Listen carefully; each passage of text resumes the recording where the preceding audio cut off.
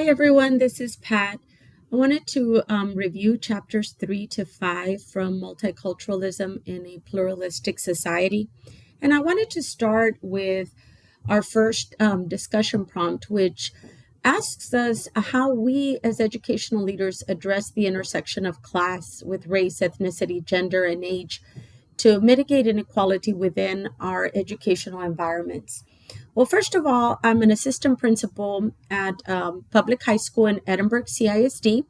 I work for Johnny G. Economides High School. And back in 2021, 2022, going into, of course, 2023, we serviced about 2,700 students. About 66% of the students were considered at risk of dropping out of school, and approximately 41% were enrolled in a bilingual program. And so when you look at our demographics, you see that the majority of our students are Hispanic. And when we look at our curriculum and we look at the programs that we offer, we were looking at the areas that we could improve upon. And one of these areas was in the area of advanced placement exams. And so in a study on AP exams on the impact of college credit earned and the impact that it has on post-secondary course taking, this author found that female students who earned credit from any of the STEM exams tended to increase their depth of study significantly. And as a result of passing these exams and then continuing on with their education, the male-female gap in the STEM courses shrunk roughly either by 1/3 to 2/3, depending on the outcome that they had studied.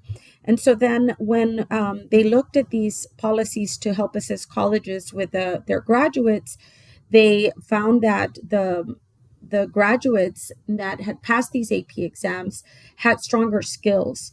And this was particularly important among traditionally underrepresented groups. So again, the importance of AP exams as educators, we know that these exams show us that these students are college ready and give them a deeper breadth of understanding when it comes to these courses.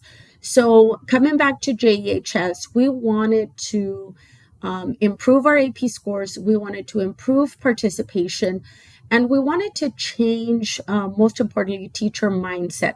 A lot of people believed at the time that the students, they couldn't do it, pobrecitos, poor kids, that they're not going to be able to accomplish this. And so we decided to start this initiative where we would help the students, of course, pay for the cost of the AP exams. We had parent meetings. We had several evenings where the AP teachers would stay behind and present to parents and students. We had initiatives where ex-alum would come in and they would talk to the students about the impact that passing these AP exams had on them. And so we opened up conversations with them, and we told the students that the goal for the school was that they would participate in taking these exams. We didn't want them to worry so much about passing the exam. We were going to prepare them, and we knew that. But we didn't want them to stress about having to pass or get a 3 or higher on this exam. More than anything, we wanted them to have the experience. And so slowly the numbers grew. More and more students started participating. And one of the biggest challenges we encountered was that on test date, the students wouldn't show up. And so we kept tweaking the system, right? We kept adding them on reminds. We kept, talking to the teachers, stressing the importance of preparing the students, the day before their actual exam, reminding them where they had to report, etc. As a result, College Board announced that JEHS was the only high school in our district to receive the AP School Honor Roll. 4,570 schools were selected, and this represented about 30% of the eligible high schools. And JEHS received the bronze AP Honor Roll recognition. We got really close to getting silver in some of them. And so, how did JHS accomplish this? How were we the only high school in the district able to get this, especially with the types of students that we service? Well, what the honor roll award entails is that we have a college culture. So 40% or more of our graduating cohort, they took at least one AP exam, and 25% of them scored a 3 or higher on at least one of those exams. And then 2% or more of the graduating cohort took 5 or more AP exams during high school. And this had to be between like 9th and 10th grade that they would take one exam and score a 3 or higher. So again, like a wonderful accomplishment for our school, something that we're very, very proud of and that we hope to continue. It got even better.